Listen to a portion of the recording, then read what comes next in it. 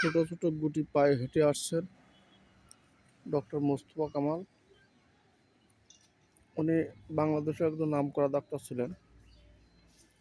দীর্ঘদিন ডাক্তার পেশায় নিয়োজিত থেকে এখন ডাক্তার পেশাটাকে আর প্র্যাকটিস করেন না। তো উনি আল্লাহর রাস্তায় এখন ইসলামিক তরিকা মতে জীবনযাপন করেন। বিভিন্ন তবলিগ জামাতের দেশ বিদেশে বিভিন্ন জায়গায় সফর লাগান, হজও করছেন কয়েকবার। ইনশাল্লাহ আল্লাহ তার হায়াত দান করুক।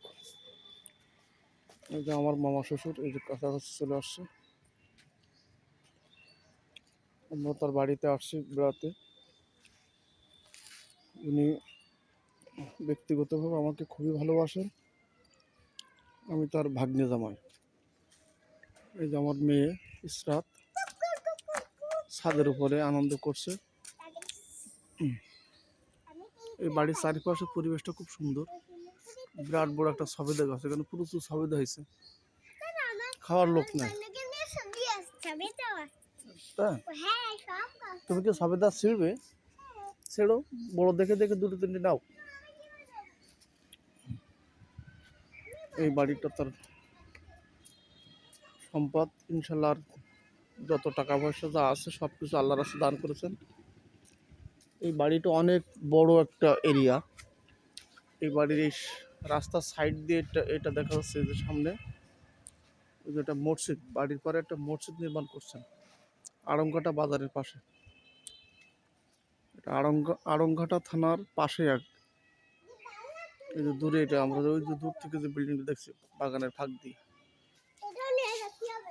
বাড়ির পরে একটা মসজিদ নির্মাণ করছেন নিজস্ব অর্থায়নে। আল্লাহ যতটুকু হায়াত রাখছেন ইসলামের কাজে, দিন প্রতিষ্ঠার কাজে তিনি সবসময় নিবেদিত। আল্লাহ আম্মা ওতে কিন্তু আঠা আছে, আগে সিঁড়ি না, আমি তোমার সিঁড়ি দিব। হ্যাঁ আমি সিঁড়ি দিব।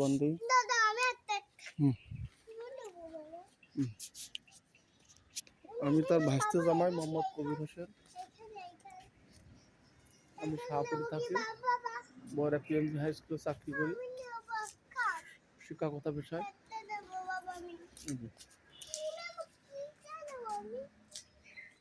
জি আম্মু, আমি কয়টা সিঁড়ি দেবো তোমাকে, বড় বড় সবেদা।